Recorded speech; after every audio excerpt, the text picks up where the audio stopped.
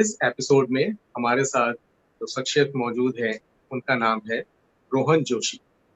Rohan Joshi Centre for Civil Society से संबद्ध है और इन दिनों वो बोलो इंग्लिश नामक एक प्रोजेक्ट को इंक्यूबेट कर रहे हैं। ये बोलो इंग्लिश प्रोजेक्ट क्या है और इसकी जरूरत किसे है और क्यों है?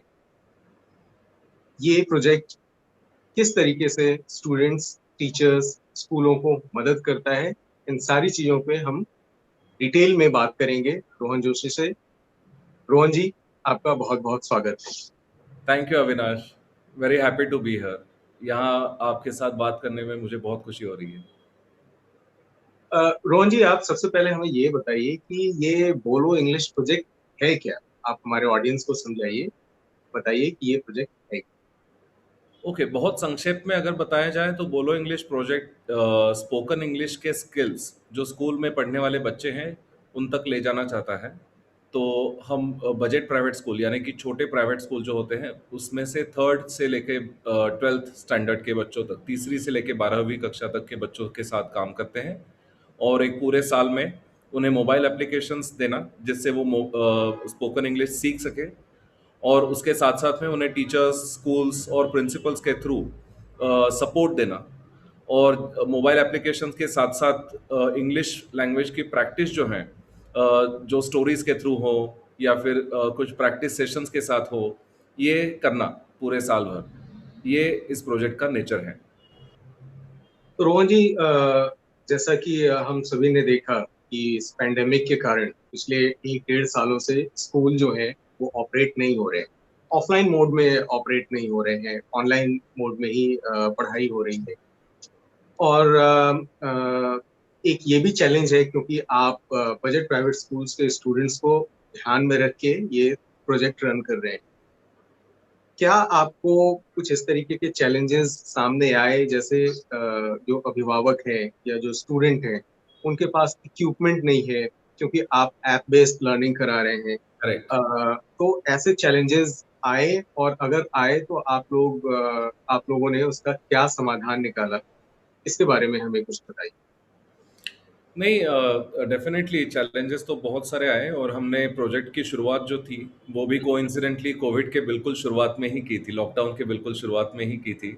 मार्च 2020 से लेकर के इस प्रोजेक्ट को लॉन्च किया गया है, और स्कूलों में जुलाई 2020 से प्रोजेक्ट चल रहा है। और जैसा कि आप जानते हो, आपने मेंशन भी किया कि उसी दरमियान स्कूल्स बंद हुए थे, काफ़ी महीनों के लिए बंद रहे भी थे पूरी तरीके से। तो ऑब्वियसली बहुत सारी दिक्कतें हमें फेस करनी पड़ी इस प्रोजेक्ट को लॉन्च करते वक्त। जहाँ तक बच्चों के मोबाइल एक्सेस का सवाल है, एक डेटा जो उसके उससे पहले हमारे साथ था, उसमें यही दिखा रहा था कि लगभग 30-40% लोग जो हैं उनके पास मोबाइल, स्मार्टफोन होगा घर में, एटलीस्ट एक। और हमारा भी एस्टिमेट यही था कि किसी भी स्कूल में 50% बच्चों के पास स्मार्टफोन होगा। हमने इस प्रोजेक्ट के दरमियान जो देखा है, ऐसा लग रहा है कि जो बजट प्राइवेट स्कूलों में जाने वाले बच्चे हैं, रूरल हो, सेमी अर्बन हो या इवन अर्बन हो, लगभग 70-80% पेरेंट्स के पास स्मार्टफोन तो हैं घर में, लेकिन वो काफ़ी नहीं है।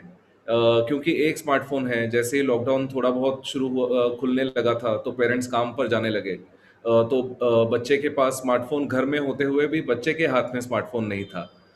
या फिर घर पेरेंट्स आने के बाद शाम को 5 बजे 6 बजे जब भी घर आते होंगे, उसके बाद में 2 घंटे थे, उसी 2 घंटे में एक स्मार्टफोन, घर में 3-4 बच्चे, या फिर कई बार स्कूल का कई सारा काम फ़ोन पर ही चल रहा था।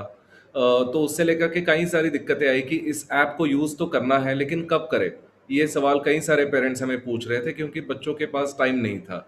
ये जो 2-3 घंटे शाम के मिलते हैं, उन्हीं उस 2-3 घंटों में होमवर्क करना, स्कूल के वर्कशीट्स देखना, व्हाट्सएप ग्रुप जो स्कूलों के चल रहे थे उसमें शामिल होना, और साथ साथ में इस मोबाइल एप्लीकेशन का भी यूज़ करना, जो हमारा इंस्ट्रक्शन था कि हर दिन 15 मिनट इस मोबाइल को यूज़ करना है, एप्लीकेशन को यूज़ करना है। तो उसको लेकर के ये दिक्कतें तो आई। दूसरा ये भी था कि जो 20-30% बच्चे थे जिनके पास स्मार्टफोन नहीं था, तो अनफॉर्चुनेटली वो ऐसे बच्चे रहे जिन तक ना स्कूल पहुंच सकी, ना हमारे जैसे प्रोजेक्ट पहुंच सके, क्योंकि डिपेंडेंसी बहुत सारी टेक्नोलॉजिकल डिवाइसेस पर थी। और वो कई सारे पेरेंट्स थोड़ा सा उसको विस्तार में बताया जाए तो बजट प्राइवेट स्कूलों में आने वाले पेरेंट्स ये काफ़ी मजदूर या फिर रिक्शा ऑटो चलाने वाले, रेडी चलाने वाले, घर में काम करने वाले, इस तरीके से जिसे techno term blue collar workers कहते हैं या फिर फ्रंट लाइन वर्कर्स कहते हैं, अलग अलग जॉब्स में कई सारे टीचर्स भी इनफैक्ट फॉर दैट मैटर छोटे स्कूलों में काम करने वाले, तो इनके जॉब्स भी चले गए थे कोरोना के लॉकडाउन के दरमियान। सो उस समय उन्हें कहना कि आप एक स्मार्टफोन में इन्वेस्ट कीजिए, भले सिंपल सा ही स्मार्टफोन हो, वो मुश्किल था। तो वो बच्चे हमें ये कहना चाहिए कि अनफॉर्चुनेटली इसमें से छूट गए हैं, उन तक हम काफ़ी हद तक नहीं पहुंच पाए।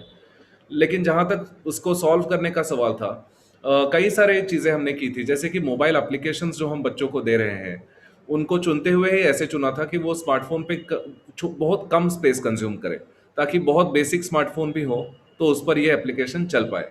दूसरा ये था कि हमने डेटा की रिक्वायरमेंट नहीं रखी थी। लॉकडाउन में कई सारे इनिशिएटिव्स थे जो लाइव क्लासेस या लाइव बच्चों को पढ़ाना, इस पे बहुत ज़्यादा जोर रहा। बल्कि हम कह रहे थे कि नहीं, ये सेल्फ लर्निंग है, बच्चों ने गेम्स खेलने हैं एप्लीकेशन पे और अपने आप पढ़ना है, डेटा की ज़रूरत नहीं है। तो इस सेगमेंट के लिए ये बहुत इम्पोर्टेंट रहा और उससे काफ़ी हद तक हम रिजॉल्व कर पाए स्मार्टफोन के और डेटा के अवेलेबिलिटी के प्रॉब्लम को, वो जो काफ़ी काफ़ी सारे इनिशिएटिव्स ने इवन स्कूलों ने फेस किए हैं। सो ये दूसरा था। तीसरा ये था कि टीचर्स ने लिया हुआ इनिशिएटिव जो हमारे प्रोजेक्ट का ही हिस्सा है, और टीचर्स के साथ हमने काफ़ी सारा काम किया है पिछले 9-10 महीनों में। मैंने ये कहना ज़रूरी है कि कई सारे टीचर्स 3-4 महीने सैलरी नहीं मिलते हुए, हाफ सैलरी मिलते हुए भी अपने घर पर बच्चों को बुला करके अपने स्मार्टफोन पर उनको उनसे एप्लीकेशन यूज़ करवा रहे थे। या फिर कई सारे पेरेंट्स ने, हमने भी ये इनकरेज किया, लेकिन पेरेंट्स ने खुद होकर भी ये सॉल्यूशंस निकाले कि आसपास नेबर में, पड़ोस में किसी के पास अगर स्मार्टफोन हो तो उसको यूज़ करे। कई सारे टीचर्स मैं जानता हूँ रूरल हरियाणा में हमारे, जो किसानों के बच्चों के साथ काम करते हैं, जिनके स्कूल में काफ़ी सारे बच्चे आते हैं जो किसानों के बच्चे हैं, घर घर भी गए हैं स्मार्टफोन लेकर के। सो ऐसे कई सारे इनोवेशंस टीचर्स से भी आए, हमारे स्टेक होल्डर्स जो मेन हैं पेरेंट्स, उनसे भी आए, और कुछ हद तक प्रोजेक्ट ने भी उन्हें कुछ सॉल्यूशंस दिए, और ये सब मिला करके हम कुछ तरक्की कर पाए। और वो तरक्की आज हम बच्चे जब इंग्लिश में बोल रहे हैं 10 महीने के बाद, वो देख रहे हैं। जी, काफी इंटरेस्टिंग है आपका ये काम। रोहन, मैं ये भी जानना चाहता था कि क्या ये जो सर्विस आप लोग ऑफर कर रहे हैं, ये फ्री ऑफ कॉस्ट है या इसके लिए कुछ चार्ज देना होता है बच्चों को, एक? और दूसरा, जो कि सबसे इम्पोर्टेंट है और मुझे पहले ये पूछना चाहिए था, कि ये आइडिया आप लोगों के मन में कब आया, क्यों आया कि हमें ऐप बेस्ड इंग्लिश स्पोकन जैसी कुछ सर्विस शुरू करनी चाहिए, बच्चों को सिखाना चाहिए? अ, आप इसके बारे में हमें कुछ बताइए। ठीक है, पहले सवाल से ही शुरुआत करते हैं। सो यस, मोबाइल एप्लीकेशंस, ये पूरा प्रोजेक्ट जो है फिलांथ्रोपिक प्रोजेक्ट है, तो बच्चों के लिए पूरी तरीके से, बच्चे, स्कूल या टीचर्स, तीनों के लिए कंप्लीटली फ्री है। दूसरा कि मोबाइल एप्लीकेशन जो हम यूज़ कर रहे हैं वो इनफैक्ट हम लाइसेंसेस उसके खरीद रहे हैं, जो एग्जिस्टिंग प्रोमिनेंट मोबाइल एप्लीकेशंस हैं, जो इंडस्ट्री में करंटली लीडिंग मोबाइल एप्लीकेशंस है स्पोकन इंग्लिश के लिए, लैंग्वेजेस सीखने के लिए, वो हम बच्चों को दे रहे हैं। इनफैक्ट अगर बच्चे ये खरीदना चाहें तो 2-2,500 आज उसकी प्रीमियम कोर्स जो हम दे रहे हैं उसकी वैल्यू है, लेकिन वो हम बच्चों को पूरी तरीके से फ्री में उपलब्ध करा रहे हैं। और इसका reason of course thanks to the donors who have invested in the project. तो Michael and Susan Dell Foundation, Procter and Gamble CSR, और द राइजिंग टाइड फाउंडेशन जो स्विट्जरलैंड बेस्ड फाउंडेशन है, इन तीनों ने इस आइडिया में, हमारे प्रोजेक्ट के आइडिया में बिलीव किया। बच्चों को इंग्लिश पढ़ाना चाहिए, इस मिशन से वो पूरी तरीके से अलाइंड हैं, और हमारे साथ हाथ उन्होंने जुटाए हैं और हम काम कर रहे हैं, और इस वजह से ही हम बच्चों के पास ये project completely free of cost ले जा पा रहे हैं। जहाँ तक इस प्रोजेक्ट के आइडिया हैं जो फंडिंग से रिलेटेड भी हैं, एक थोड़ा सा विस्तार में बताया जाए तो हम जानते हैं श्री गुरचरण दास जी, जो एक अभी फेमस ऑथर, पर उससे पहले managing director of Procter and Gamble global रह चुके हैं, और काफ़ी उन्होंने मार्केटिंग और ओवरऑल कॉर्पोरेट वर्ल्ड में एज अ लीडर काम किया है, और अब थॉट लीडर भी हैं। जी। उनका एक आइडिया था, उन्होंने अपने घर में एक एग्जाम्पल देखा था और आसपास भी वो देख रहे थे कि इंग्लिश लैंग्वेज की जो एक वैल्यू है, स्पेशली जो छोटे घरों से आने वाले, गरीब घरों से आने वाले बच्चे हैं, उनके लिए बहुत ज़्यादा वैल्यू, बहुत ज़्यादा मायने रखता है। जहाँ तक हम देख रहे हैं आज इंग्लिश मीडियम स्कूलों में, छोटे प्राइवेट स्कूलों में बढ़ रहे हैं एनरोलमेंट्स आज जो 50% के आसपास हैं। काफ़ी हद तक उसका रीज़न ये है कि आज गरीब से गरीब का बच्चा भी इंग्लिश में पढ़ना चाहता है। अभी इसका रीज़न क्या हो सकता है? ये सीधी-सी बात है कि English language is a language of aspiration and more importantly employment अगर किसी को चाहिए, मीनिंगफुल एम्प्लॉयमेंट चाहिए, तो आज इंग्लिश लैंग्वेज ये एक इम्पोर्टेंट स्किल माना जाता है, ना कि सिर्फ इंडिया में but all over the world. और रिसर्च है जो कहता है कि बेसिक फ्लुएंसी इंग्लिश लैंग्वेज में आपके जो मेन टेक्निकल स्किल्स हों उसके साथ में अगर बेसिक फ्लुएंसी भी इंग्लिश में हो तो 18% से 35% तक, 18% से 35% तक वेज प्रीमियम जिसे कहते हैं, जिसका मतलब वेज में बढ़ोतरी हो सकती है, बस बेसिक फ्लुएंसी इंग्लिश में होने के साथ। नेशनल स्किल डेवलपमेंट कॉरपोरेशन जैसे गवर्नमेंट की एजेंसीज हैं, इन्होंने भी अपने अपने रिसर्च करते हुए इंग्लिश लैंग्वेज स्किल को काफ़ी इंपॉर्टेंट स्किल्स माना है एम्प्लॉयमेंट के नज़रिए से अगर देखा जाए तो।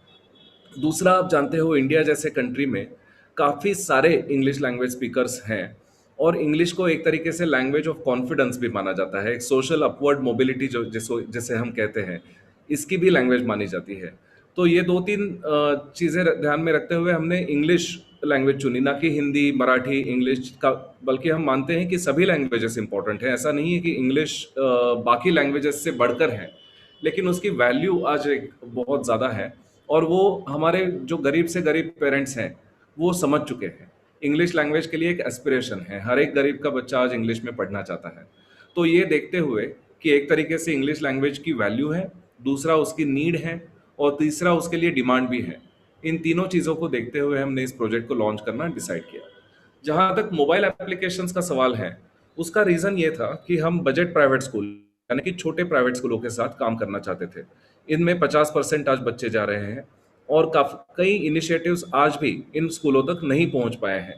वो प्राइवेट होने की वजह से शायद से एक रवैया ऐसा रहा है कि प्राइवेट स्कूल तो अपना अपना देख लेंगे, लेकिन ये स्कूल ऐसे नहीं है। ये स्कूल छोटे स्कूल हैं, इसमें गरीब घरों से पेरेंट्स जाते हैं, काफ़ी कम फीस पे। आप तो जानते ही हो अविनाश जी कि काफ़ी कम फीस पे 100 रुपए से लेकर के 1000 रुपए तक की फीस पर मंथ चार्ज करने वाले ये स्कूल्स हैं।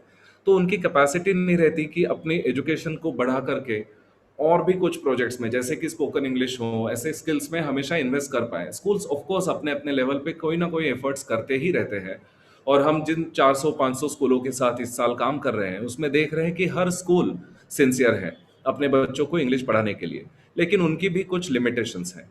उसमें पहला लिमिटेशन ये है कि जो टीचर्स इन स्कूलों में काम करते हैं वो भी उन्हीं घरों से या उन्हीं नेबरहुड से, उन्हीं मोहल्लों से आते हैं जहाँ से बच्चे आते हैं, जहाँ पे इंग्लिश लैंग्वेज का access in terms of practice करने के लिए अपॉर्चुनिटी, इंग्लिश को सुनना, इंग्लिश में बात करना, ये नहीं होता। तो टीचर्स एकेडमिक सब्जेक्ट करके तो इंग्लिश को पढ़ा सकते हैं, लेकिन स्पोकन इंग्लिश में जितना चाहिए उतना प्रैक्टिस या उतना ट्रेनिंग बच्चों को कई बार नहीं दे पाते।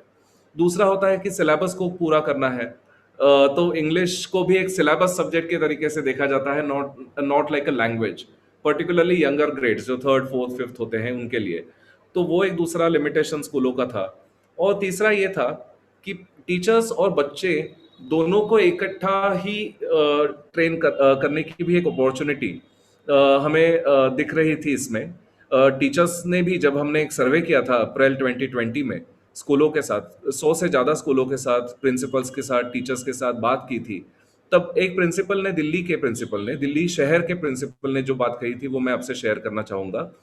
उन्होंने कहा था कि मुझे 6 साल मेहनत करने के बाद आज मेरे टीचर्स एटलीस्ट असेंबली में 30 मिनट के लिए इंग्लिश में बच्चों से बात करते हैं। जैसे ही कोई क्लास में जाता है, ना बच्चे इंग्लिश में बात करते हैं, ना टीचर्स इंग्लिश में बात करते हैं। आयरनी तो ये है कि ये सभी इंग्लिश मीडियम स्कूल्स हैं।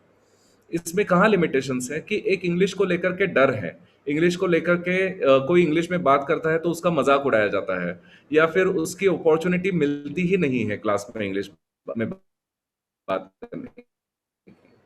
अभी फिर मोबाइल एप्लीकेशन इसको किस तरीके से सॉल्व करते हैं? देखिए कई सारे इनिशिएटिव्स जो हैं वो टीचर्स पे इन्वेस्ट करते हैं कि टीचर्स की इंग्लिश इंप्रूव करें, फिर टीचर्स जाकर के बच्चों की इंग्लिश इंप्रूव करें। इसमें जो टाइम पीरियड है काफी लंबा है। मैं ये नहीं कहूंगा कि उसका फायदा नहीं है, उसका जरूर फायदा है। लेकिन टीचर्स ने अपनी इंग्लिश इंप्रूव करना, बाद में बच्चों को सपोर्ट करना, ये जर्नी काफी लंबी है। हमने ये सोचा कि टेक्नोलॉजी आज अवेलेबल है। स्मार्टफोन ठीक है, 50 60 70% लोगों के पास है, लेकिन है। और जो मोबाइल एप्लीकेशंस हैं ग्लोबली, ये देखा गया है कि उसमें जो गेमिफिकेशन किया गया है, एक्टिविटी बेस्ड लर्निंग किया गया है, उससे काफी फायदा बच्चों को हो सकता है, क्योंकि वो गेम्स खेलते खेलते इंग्लिश लैंग्वेज को इम्प्रूव कर रहे हैं। जो एफर्ट्स हमने कई साल लैंग्वेज लर्निंग के बारे में देखे गए हैं कि उसको एक्टिविटी एक्टिविटी बेस्ड लर्निंग करना, प्ले वे मेथड को यूज करना, तो मोबाइल एप्लीकेशंस ने ये काफी अच्छी तरीके से किया गया में मोबाइल एप्लीकेशंस में ये काफी अच्छी तरीके से किया गया है।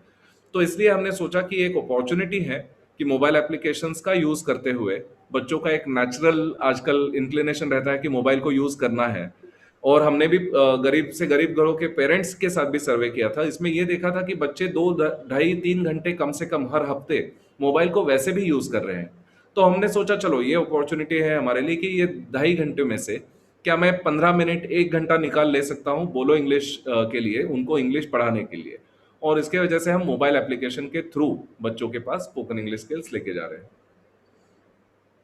काफी इंटरेस्टिंग है रोहन। लेकिन एक सवाल मेरे मन में ये आता है कि हम अभी नई शिक्षा नीति आई हुई है और काफी इसका हाइप भी है। सरकार कोशिश कर रही है कि इसको पैंडेमिक के टाइम में ही इसको किसी तरीके से लागू कर दिया जाए। हालांकि इसके चैलेंजेस बहुत सारे हैं, उस पर बात कभी बात। इस न्यू एजुकेशन पॉलिसी में ये बात कई बार कही गई है और उस पर जोर दिया गया है कि जो पढ़ाई है वो स्थानीय भाषा में, मातृभाषा में होनी चाहिए, हिंदी में ज्यादा से ज्यादा होनी चाहिए। और जब आप छोटे बच्चों क्लास कक्षा तीसरी चौथी पांचवी के बच्चों को आप इंग्लिश पढ़ाने के, इंग्लिश बोलने के लिए जब आप प्रेरित करते हैं, तो किस तरीके के चैलेंजेस आते हैं, एक पेरेंट्स की तरफ से या स्कूल की तरफ से, क्योंकि उनको बार बार ये डायरेक्शन दिया जा रहा है कि आप ज्यादा से ज्यादा हिंदी में पढ़ाइए, ज्यादा से ज्यादा आप स्थानीय भाषा में पढ़ाइए या फिर मातृभाषा में बच्चों को पढ़ाइए। और फिर जो अभिभावक हैं क्या उनकी तरफ से भी चैलेंजेस आ रहे हैं या उनकी तरफ से काफी पॉजिटिव वो अप्रोच रह रहा है इंग्लिश को लेने के लिए? आप लोगों का अनुभव क्या कहता है इससे? नहीं, ये बहुत ही अच्छा सवाल है अविनाश, और एक तरीके से ये पॉलिसी और लैंग्वेज लर्निंग की फिलोसॉफी, इन दोनों के तरफ ले जाता है। तो बहुत ही अच्छा सवाल है। आप तो जानते ही हो कि मेरा खुद का ट्रेनिंग लैंग्वेज पेडागोजी में है, और कई साल लैंग्वेज लर्निंग पे रिसर्च और पेडागोजी में मैंने काम भी किया हुआ है। अ, जो लैंग्वेज पॉलिसी या फिर एजुकेशन पॉलिसी हमारी रही है, ये हमेशा ही 3 लैंग्वेज फॉर्मूला को ही हमने एम्फोसिस किया है। ये नई शिक्षा नीति जो है उसमें एक तरीके से नया कुछ नहीं कहा है, ये 3 लैंग्वेज फॉर्मूला हमारे पास हमेशा ही रहा है। और इसका अगर आप रिफ्लेक्शन देखना चाहते हो तो कई सारे स्टेट्स में पिछले 10 सालों तक इंग्लिश मीडियम स्कूल्स नहीं चलते थे, सिर्फ वर्नाकुलर मीडियम स्कूल्स ही चलते थे। जो सरकारी स्कूल थी वो वर्नाकुलर स्कूल्स ही थे। और अगर आप देखते हो प्राइवेट स्कूल में का जो एक रैपिड इंक्रीज पिछले 15 20 सालों में हुआ है, उसका ये मेन रीजन भी है कि गवर्नमेंट स्कूल में इंग्लिश लैंग्वेज नहीं पढ़ाई जाती थी। काफी बहस इस पे इससे पहले भी हो चुकी है। मेरा खुद का मानना ये है कि इंग्लिश पढ़ना इसका मतलब अपनी लैंग्वेज को भूलना या फिर अपनी लैंग्वेज को कम समझना नहीं है। और जो इंग्लिश पढ़ाते हैं उन्होंने ये समझना ज़्यादा ज़रूरी है, बच्चों से भी ज़्यादा, कि जब मैं आपको इंग्लिश में पढ़ाता हूँ या फिर इंग्लिश लैंग्वेज पढ़ाता हूँ, इसका मतलब ये नहीं है कि हिंदी, तमिल, मराठी, पंजाबी, ये लैंग्वेजेस इंग्लिश से कुछ कम है। सो ये शुरुआत से एक रवैया, एक अप्रोच रखना बहुत ज़रूरी है। दूसरा ये है कि पेरेंट्स के तरफ से 3 लैंग्वेज फॉर्मूला को लेकर के या फिर मदर टंग एजुकेशन को लेकर के मैं कुछ बदलाव अभी तक नहीं देख रहा हूँ। अभी भी इंग्लिश लैंग्वेज के लिए जो एस्पिरेशन है वो चल रही है, वो रहेगी। क्योंकि एक आम पेरेंट भी ये सोचता है कि बेनिफिट कहाँ पे है मेरे लिए, और वो आज क्लियरली परसेप्शन ही हो भले ही, लेकिन इंग्लिश के साथ है। तीसरा ये जो है कि हम यंगर एज ग्रुप के साथ काम करते हैं। ना कि एडल्ट लर्नर्स के साथ। Third standard, fourth standard, fifth standard, काफ़ी रिसर्च जो लैंग्वेज लर्निंग पे हुआ है ये इसी तरफ पॉइंट करता है कि बच्चे नेचुरली मल्टीलिंगुअल होते हैं, जिन्हें उन्हें जितना एक्सपोजर दिया जाए लैंग्वेजेस का, उतनी लैंग्वेजेस वो यंगर एज में सीख सकते हैं। तो उसमें उन पे एक ही लैंग्वेज को थोपना या फिर एम्फोसिस करना, या कि इसका मतलब ये भी हो सकता है कि उनकी ग्रोथ, उनकी cognitive development as well as उनकी ओवरऑल डेवलपमेंट को रोकना है। तो मुझे नहीं लगता कि एक एडिशनल लैंग्वेज पढ़ाने से, इंग्लिश हो चाहे स्पेनिश हो, फ्रेंच हो, जर्मन हो, कोई भी फॉरेन लैंग्वेज पढ़ाने से ज़्यादा फर्क पड़ता है। इनफैक्ट बच्चों को हम एनरिच करते हैं, उनके लिए कितना ज़्यादा लिटरेचर, कितना ज़्यादा नॉलेज हम ओपन करते हैं उनको इंग्लिश का एक्सेस दिला करके। सो ये रहा मेन उसका जो हमारा उस फिलोसॉफी है इसके पीछे, वो ये है। और गवर्नमेंट की न्यू नई शिक्षा नीति अभी उस पर सोच चल रही है कि इसको किस तरीके से इम्प्लीमेंट किया जाए। अभी रियलिटी भी ये है कि कई सारे शहरों में क्लासरूम ही मल्टीलिंगुअल होती है। बच्चे सिर्फ एक लैंग्वेज बैकग्राउंड से नहीं आते, तो अगर मदर टंग को भी इंक्लूड करना है क्लास में तो किसकी मदर टंग, ये भी सवाल आता ही है। क्योंकि कई सारे क्लासरूम्स आज मिक्स्ड हैं, हमेशा रहे ही है, बट अभी तो ज़्यादा ही हुए हैं एम्प्लॉयमेंट के वजह से, जो माइग्रेशन, अलग अलग राज्यों से, अलग अलग प्रोविंसेस से बच्चे आना। तो ज़रूरी ही है कि बच्चों के पास एक कॉमन लैंग्वेज भी हो जिसमें वो बात करें, और इंग्लिश वो लैंग्वेज हो सकती है। और एक आखिरी पॉइंट मैं ये कहना चाहूँगा, जो गुरचरण जी हमेशा कहते हैं, और मैं उससे काफ़ी कंप्लीटली अग्री करता हूँ, उसके साथ मैं सहमत हूँ, कि अभी इंग्लिश को हम फॉरेन लैंग्वेज से नहीं देख सकते। आज अमेरिका और ब्रिटेन देखें तो उससे नंबर्स में देखें तो उससे कई ज़्यादा इंग्लिश लैंग्वेज स्पीकर्स इंडिया में हैं। इंग्लिश में कितने सारे लफ्ज, वर्ड्स जो हैं हिंदी से या इंडियन लैंग्वेजेस से गए हैं। लैंग्वेज एक फ्लूइड कॉन्सेप्ट होती है, जिसको जो बोलता है उसकी वो बन जाती है। तो इंग्लिश आज एक इंडियन लैंग्वेज भी हम कह सकते हैं। हमारे जितने सारे लैंग्वेजेस हैं उसमें और एक हमने अच्छे से इंडियन इसमें जोड़ लिया है इंग्लिश को भी। और हम जब बच्चों को पढ़ाते हैं तो एक तरीके का एक्सेंट, एक तरीके का ये, हम उन पे एम्फेसिस नहीं करते। जैसे कि हमारे मोबाइल एप्लीकेशंस में हम English as a second language पढ़ाते हैं, जिसका मतलब ये है कि अगर बच्चा एप्लीकेशन यूज करना चाहता है तो वो अपनी मदर टंग से इंग्लिश सीखेगा या सीखेगी। जैसे कि इंस्ट्रक्शंस पूरे हिंदी में आएंगे, पंजाबी में आएंगे। इनफैक्ट मोबाइल एप्लीकेशंस में हमने 23 डिफरेंट लैंग्वेजेस का ऑप्शन ऑप्शन रखे हैं बच्चों के लिए। इसका फायदा ये होता है कि बच्चा देखने लगता है कि अपनी लैंग्वेज में से भी हम इंग्लिश को अप्रोच कर सकते हैं और सीख सकते हैं। तो इस तरीके का एटलीस्ट चेंज हमने किया है, इंटीग्रेट इसको इस तरीके से किया है। और जितने भी हमारे बच्चों के साथ वर्कशॉप्स होते हैं, वेबिनार्स होते हैं, टीचर्स के साथ वेबिनार्स होते हैं, इसमें हम ये एम्फोसिस करते हैं हमेशा कि अपने लैंग्वेज को कम ना समझे। तेलुगु भी बोले, साथ साथ में इंग्लिश भी बोले, दोनों लैंग्वेज में मास्टरी हो। ये हमारा हमेशा मैसेज बच्चों के लिए रहता है। जी रोहन, और मैं अभी कुछ टाइम पहले एक वीडियो देख रहा था जिसमें बोलो इंग्लिश ऐप के माध्यम से एक बच्ची है अंबाला शहर की, और वो काफी फ्लुएंटली इंग्लिश में वो उसके बारे में बता रही है, क्योंकि अपने एक्सपीरियंस के बारे में बता रही है, समझा रही है पेंडेमिक के दौरान स्कूलों से, उसके टीचर से कैसे मोटिवेशन मिला, इन सारी चीजों के बारे में बता रही है। ये जानकर काफी अच्छा लगा कि ऐसे छोटे शहरों और गांव के जो बच्चे हैं और बीपीएस के हैं, वो फ्लुएंटली इंग्लिश बोल रहे हैं। ये जाहिर तौर पे ये एक बहुत बड़ी सफलता होगी आप लोगों के लिए।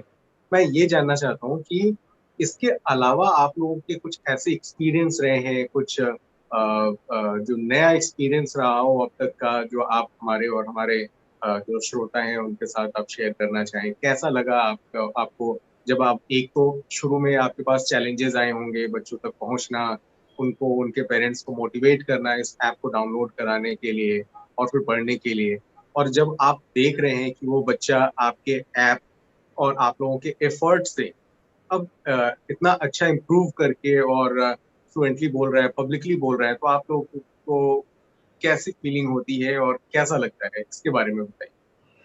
आप मेरे चेहरे पर देख ही रहे होंगे, ऑब्वियसली बहुत ज़्यादा प्राउड लगता है बच्चों के बारे में।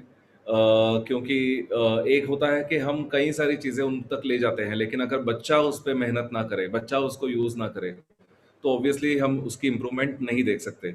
लेकिन हम एक, जो आपने कहा, हमारे यूट्यूब चैनल में और भी 50-60 अलग अलग बच्चों के वीडियोस हमने वहाँ पे अपलोड किए हुए हैं, शेयर किए हुए हैं, जिसमें देख रहे हैं कि बच्चे डेफिनेटली इंग्लिश में काफ़ी तरक्की दिखा रहे हैं 7-8 महीनों में।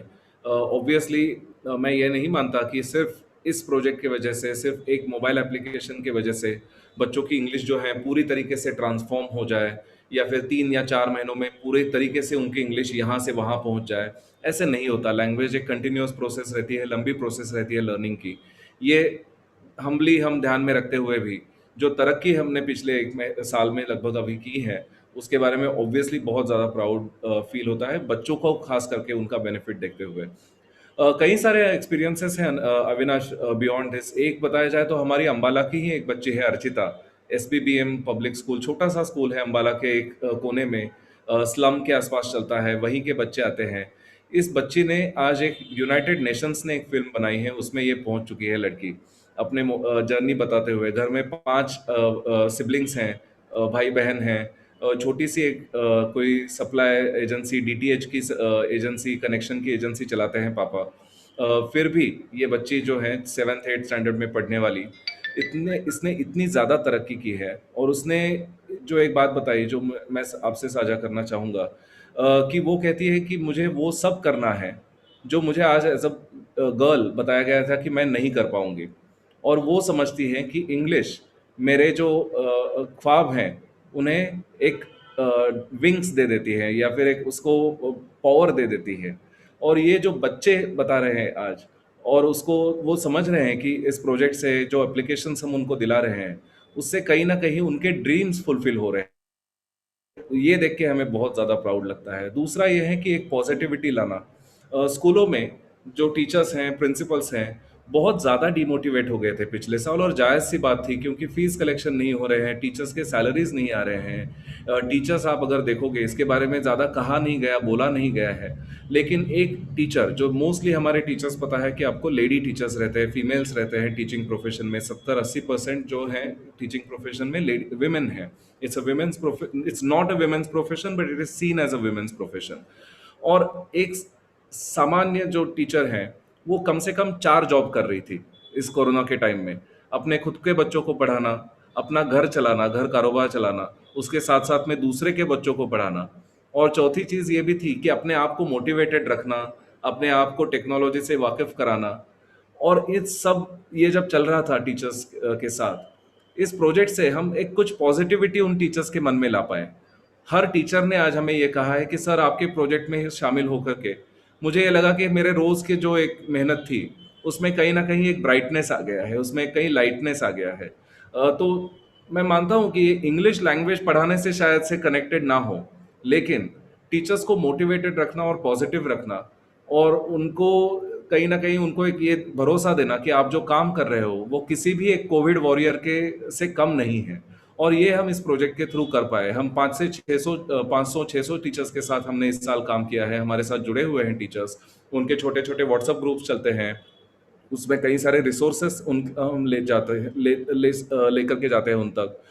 कई सारी छोटी छोटी अपॉर्चुनिटीज़ उनको हम पेश करते हैं, ट्रेनिंग अपॉर्चुनिटीज़ देते हैं टीचर्स को।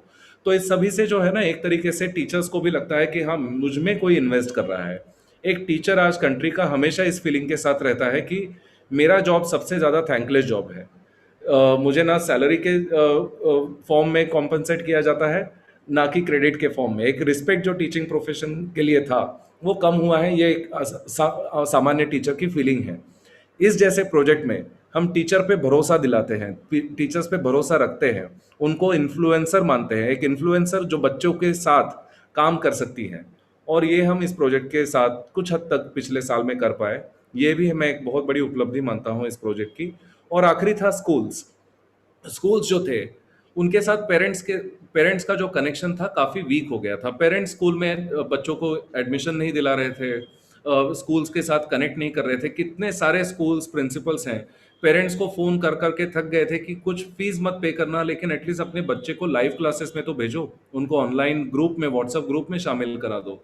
लेकिन पेरेंट्स ये कई जगह पे नहीं कर रहे थे। अभी ऑब्वियसली चेंज हो रही है सिचुएशन थोड़ी बहुत, लेकिन ये चल रहा था। बोलो इंग्लिश जैसा प्रोजेक्ट जब स्कूल आगे होकर के पेरेंट्स को ऑफर कर रही थी, कुछ हद तक हमने ये भी देखा है कि पेरेंट्स इस वजह से स्कूल के साथ वापस कनेक्ट हो गए। और ये भी हम काफ़ी एक प्रोजेक्ट की उपलब्धि मानते हैं कि जब बच्चे पीठ घुमा रहे थे अपनी back, they were turning their backs towards the school, we made them sort of feel that okay school आपको कुछ मीनिंगफुल ऑफर कर रही है, तो स्कूल के साथ कनेक्टेड रहें। और इस वजह से हमें प्रिंसिपल्स का और स्कूल के जो मैनेजमेंट है उनका भी बहुत अच्छा सपोर्ट इस पिछले साल में मिला। और मुझे ये भी लगता है कि इंग्लिश के साथ साथ इन स्कूलों को भी एक तरीके से कोई ना कोई छोटा मोटा सपोर्ट हमारे तरफ से होना, ये भी इस प्रोजेक्ट की उपलब्धि पिछले एक साल में रही है। ज़्यादा तो ऑब्वियसली 9-10 महीने का ही हमारा सफ़र रहा है अभी तक, और अब लंबा सफ़र अभी आगे भी तय करना है। तो ऑब्वियसली कई सारी चीज़ें सीखनी है, कुछ सीखी भी हैं इस साल, कई सारी चीज़ें सीखी हैं। तो उनको आगे ले जाना, और ये सीख जो हमें हमारे टीम को मिली है, और टीचर्स भी हमारे साथ कई सीखे हैं, कुछ बहुत कुछ सीखे हैं कि कैसे बच्चों को मोटिवेट करें, कैसे कैसे उन्हें एंगेज करें। तो ये एक उपलब्धि हम पूरे सेक्टर की भी समझते हैं इस प्रोजेक्ट के तहत जो हमने प्राप्त की है, कि पेरेंट्स को एक इम्पोर्टेंस इंग्लिश लैंग्वेज का फिर से एम्फसाइज होना उन पर, मोबाइल के थ्रू सीखना। तो एक मोबाइल एजुकेशन टेक्नोलॉजी का, आप जानते हैं कि एजुकेशन सिस्टम हमारी शायद टेक्नोलॉजी की तरफ जा रही है, और गरीब घरों के लिए आज कोई भी प्रोडक्ट टेक्नोलॉजी बेस्ड अवेलेबल नहीं है। मोस्ट प्रोडक्ट्स जो है middle class, upper middle class के लिए हैं। मैं मानता हूं कि हमारे जैसे प्रोजेक्ट से एजुकेशन टेक्नोलॉजी बेस्ड लर्निंग आज लास्ट माइल तक, मतलब छोटे छोटे गांवों तक, घरों तक, रूरल एरियाज में पहुंच पा रहा है, और उसका एक एक्सेप्टेंस बढ़ रहा है। तो शायद से अभी ये कहना बहुत जल्दी होगा, हम भी थोड़ा और सीख ले और भी सफ़र हम कर ले, लेकिन मैं मानता हूं कि इस प्रोजेक्ट, ऐसे प्रोजेक्ट्स के वजह से एजुकेशन टेक्नोलॉजी के लिए जो है एक काफ़ी बड़ा यूनिवर्स ओपन हो रहा है। तो पता नहीं, शायद से आगे जाके हम ये भी देखें कि हमारे गरीब घरों के बच्चों के लिए एजुकेशन टेक्नोलॉजी प्रोडक्ट्स डेवलप होने लगे, उनको जो रेलेवेंट हो, उनके लिए जो मायने रखते हो, और ऐसे प्रोजेक्ट्स उसमें कहीं ना कहीं एक छोटा हिस्सा साझा करते हैं, ऐसे मुझे लगता है, और हमने छोटे हद तक वो किया है पिछले साल। जी रोहन, काफी इंटरेस्टिंग आपका प्रोजेक्ट है, और जिस तरीके से आपने बताया और जिस तरीके से बच्चों के और अध्यापकों के अचीवमेंट को आपने हमारे साथ साझा किया, हमें पूरा विश्वास है कि ये बच्चे आगे भविष्य में काफी अच्छा प्रदर्शन करेंगे, और आप लोगों का जो काम है वो दूसरों के लिए भी काफी प्रेरणादायक बनेगा। वो भी कुछ इस तरीके का करेंगे ऐसे बच्चों के लिए जो हम कहते हैं कि जो बहुत प्रिविलेज नहीं है, या जिन तक बहुत ज्यादा फैसिलिटीज, जिनके पास बहुत ज्यादा टेक्नोलॉजी तक जिनकी रीच नहीं है, उनके लिए भी आगे भविष्य में संभावनाएं बनेगी। एक आखिरी सवाल आपसे मैं पूछूंगा रोहन, और उसके बाद हम इस पॉडकास्ट को समाप्त करेंगे। क्या बच्चों को मोटिवेट करने के लिए, या फिर उनके उनकी लर्निंग को रिकॉग्नाइज करने के लिए आप लोग कुछ सर्टिफिकेशन वगैरह भी करते हैं, कुछ उनको लास्ट में देते हैं? और ये जो आपका जो ये लर्निंग प्रोसेस है, क्या इसका कोई एक इसकी समय सीमा भी है कि आप इतने दिनों तक करेंगे? ये कंटिन्यूअस चलने वाला एक प्रोसेस है, ये ऐप के थ्रू बच्चा लगातार लर्न कर रहा है? और तो ये किस तरीके से है, और आप लोग क्या करते हैं उन बच्चों को रिकॉग्नाइज करने के लिए? जो जैसे आप आइडेंटिफाई कैसे कर रहे हैं कि कुछ बच्चे अच्छा इम्प्रूव कर रहे हैं, या कुछ लोगों को चैलेंजेस आ रहे हैं, तो उन चैलेंजेस को कैसे हमें दूर करना है? तो इसके बारे में भी आप लोग बताइए, कैसे आप लगातार उनके टच में रहते हैं, उनको हेल्प प्रोवाइड करते हैं, या सिर्फ आपने एक ऐप पे उनको फैसिलिटी दे दी और बच्चे क्या कर रहे हैं नहीं कर रहे हैं उस पर आप ध्यान नहीं देते? ऐसा क्या करते हैं? नहीं, ध्यान तो देना ही पड़ता है अविनाश जी, क्योंकि देखिए आज मोबाइल टेक्नोलॉजी से लेकर के एजुकेशन टेक्नोलॉजी में जितने भी इनिशिएटिव्स कमर्शियल हो या फिर फिलांथ्रोपिक हो, उनका आप अगर अभ्यास करें, उनको देखें, तो रिटेंशन यानी कि बच्चों को मोबाइल एप्लीकेशन पर रखना, ये सबसे बड़ी समस्या सभी के सामने है। उसमें कई सारे फैक्टर्स हैं, कुछ मोटिवेशन से लेकर हैं और कुछ एक्सटर्नल हैं जिसकी हमने शुरुआत में बात भी की, एक्सेस नहीं होना एक्सेट्रा। कई सारे एप्लीकेशंस ये भी देखते हैं कि 90 डेज में, लगभग 3 महीनों में 100% लर्नर जो है निकल जाते हैं एप्लीकेशन से, और उनको नए से लर्नर्स को ढूंढना पड़ता है, लाना पड़ता है। तो बच्चों को मोटिवेटेड रखना, ना कि सिर्फ इंग्लिश सीखने के बारे में, बट मोबाइल एप्लीकेशन को यूज़ करने के बारे में।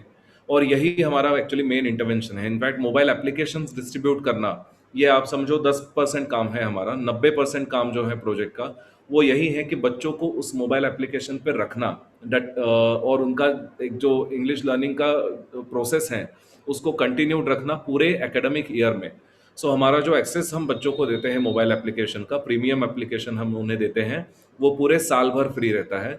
उसके साथ में ऐसा नहीं है कि उसके बाद में उन्हें कुछ पे करना है, फ्री ही एक्सेस है। लेकिन एक जो जर्नी होती है लैंग्वेज लर्निंग की, वो एक साल में लगभग पूरी हो जाती है, तो उनके पास एक साल का समय रहता है। जहाँ तक रिकग्निशन रिवॉर्ड्स ये सवाल है, ऑफ कोर्स वो एक मेथड है, क्योंकि जिसे हम कहते हैं इंटेंट से एक्शन में गैप होना, कि मैं जानता हूँ ये मेरे लिए अच्छा है, लेकिन उस पर सही में काम करना, ये बच्चे या एडल्ट्स कई कई बार नहीं हो पाता। और वो इंटेंट टू एक्शन गैप को फिल करना, कम करना, यही हमारे जैसे प्रोजेक्ट का काम है। और उसमें बच्चों को छोटे छोटे रिवॉर्ड्स, जैसे कि हमने कई बार अमेजोन के वाउचर्स उनको दिए हैं जब वो अपनी कुछ प्रोग्रेस दिखाते हैं। या फिर दूसरा ये होता है कि उनको रिकग्निशन देना। कई सारे बच्चे हमारे पास अपने वीडियोस रिकॉर्ड करके भेजते हैं कि मैं इंग्लिश में बात कर रहा हूँ, अपनी इंट्रोडक्शन दे रहा हूँ, तो उसको सोशल मीडिया पे रिकग्निशन देना। उसका एक बहुत ज़्यादा ये कम्युनिटी में रिकग्निशन देना, कम्युनिटी इन द सेंस बच्चों के हम कई सारे 200-300 से ज़्यादा व्हाट्सएप ग्रुप्स हम आज चला रहे हैं, तो उन ग्रुप्स में उन बच्चों को रिकग्नाइज करना, उनको मोटिवेटेड रखना, टीचर्स के थ्रू भी और प्रोजेक्ट के थ्रू भी, ये हमारा काम चलता है। और तीसरा ये है कि इंसेंटिव्स बच्चों के लिए, जैसे कि मोबाइल एप्लीकेशन में ही एक असेसमेंट होती है बच्चों की, कितनी प्रोग्रेस उन्होंने की है ये देखने के लिए। वो असेसमेंट कंप्लीट होने पर हम बच्चों को मेरिट सर्टिफिकेट देते हैं, उनको कोर्स कंप्लीशन सर्टिफिकेट देते हैं, उसका फिर से रिकग्निशन स्कूल लेवल पर, क्लास लेवल पर, और फिर पूरे प्रोजेक्ट के लेवल पर, मतलब नेशनल रिकग्निशन जो है वो हम बच्चों को देते रहते हैं। बच्चों को ही क्यों, टीचर्स को और पेरेंट्स को भी हम ये रिकग्निशन और इंसेंटिव्स देते हैं। और मैं मानता हूँ कि ये बहुत इंपॉर्टेंट है किसी भी लर्नर के लिए, कि कुछ तरक्की दिखाओ, उसे कोई अगर अप्रिशिएट करे तो जो अपना हौसला होता है वो बढ़ जाता है। और वो हौसला बढ़ाना, और जो आज तक मोटिवेट नहीं हो पाया है उसको एक इनकरेज करना, कि आप अगर आगे आते हो, आप अगर मोबाइल एप्लीकेशन को यूज़ करते हो, तो आपके लिए भी ये रिवॉर्ड्स, इंसेंटिव्स, रिकग्निशन अवेलेबल हैं। और उससे अगर हो सके तो देखें, तो जो अनमोटिवेटेड हैं किसी ना किसी वजह से, उनको मोटिवेट करना, तो ये हम कंसिस्टेंटली करते रहते हैं इस प्रोजेक्ट में। इनफैक्ट हर 15-20 दिनों के बाद हम कोई ना कोई एक चैलेंज बच्चों के लिए अनाउंस करते हैं। कभी उनको कहते हैं कि स्टोरीज आप बताएं और वीडियोस रिकॉर्ड करके भेजें, सबसे बढ़िया जो स्टोरी का वीडियो होगा उसको हम यूट्यूब पर पब्लिश कर देंगे। तो इन छोटी छोटी चीज़ों से, और कई बार तो होता है कि तीसरी चौथी के बच्चे होते हैं, उनके लिए इंसेंटिव क्या ही होता है कि बस उनको ग्रुप में कह दे, well done Avinash, excellent work, keep it up, star दे दिया, कभी उनको स्माइली भेज दिया, तो एक गुड मॉर्निंग कह दिया, और गुड वर्क कह दिया। तो छोटे छोटे वर्ड्स से भी जो एक एनकरेजमेंट होती है, उसको जो ओल्ड स्कूल एनकरेजमेंट है, उसको भी हम नहीं भूल सकते। लेकिन ये भी बताना होगा अविनाश कि कई सारे पेरेंट्स और टीचर्स, हम मानते हैं कि उनको तो ये नेचुरली पता ही होगा कि बच्चों को मोटिवेट करना है, लेकिन ये नहीं होता। कई बार पेरेंट्स को भी नहीं पता होता कि बच्चे कौन सा एप्लीकेशन यूज कर रहे हैं, क्या इंप्रूवमेंट दिखा रहे हैं, क्योंकि अपने अपने काम में फंसे होते हैं, कई बार वो अटेंशन नहीं दे पाते बच्चों को। तो हम इनफैक्ट पेरेंट्स और टीचर्स को भी सिखाते हैं कि जब बच्चा छोटी भी प्रोग्रेस करे तो उन्हें एनकरेज करना है, उनको मोटिवेट करना है, कभी वर्ड से एनकरेज करना है, कभी घर में कुछ मीठा बना दिया और बच्चों को एनकरेज कर दिया। तो एक अप्रिसिएशन का जो कल्चर है वो कई बार टीचर्स और पेरेंट्स में भी इतना नेचुरली नहीं रहता, और वो हम इस प्रोजेक्ट के थ्रू लाना चाहते हैं और लाते भी हैं। और उसी के वजह से हम बच्चों का प्रोग्रेस देख पाते हैं, बच्चे डटे रहते हैं मोबाइल एप्लीकेशंस पर। इनफैक्ट स्टैटिस्टिकली भी मैं बताना चाहूँगा कि कई सारे एप्लीकेशंस, जैसे मैंने कहा, 3 महीने में 100% यूजर्स जो उनके हैं निकल जाते हैं। और आज हमने 8 महीने प्रोजेक्ट को इम्प्लीमेंट करने के बाद भी हमारे 65% बच्चे आज भी मोबाइल एप्लीकेशन उनके फ़ोन पर इंस्टॉल्ड है और आज भी उसको यूज़ कर रहे हैं। और ये कहीं ना कहीं जो हम मोटिवेशन, इंसेंटिव्स और रिवॉर्ड्स बच्चों को दे रहे हैं, उसी का आउटकम है, ये मैं मानता हूँ।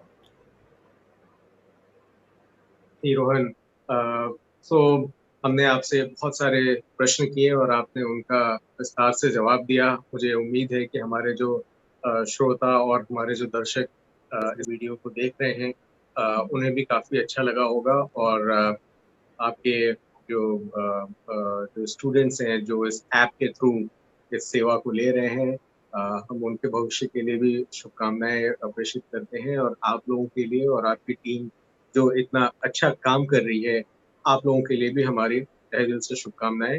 हम एक बार फिर आपसे मिलेंगे और इस प्रोजेक्ट के बारे में और अधिक जानकारी लेने की कोशिश करेंगे।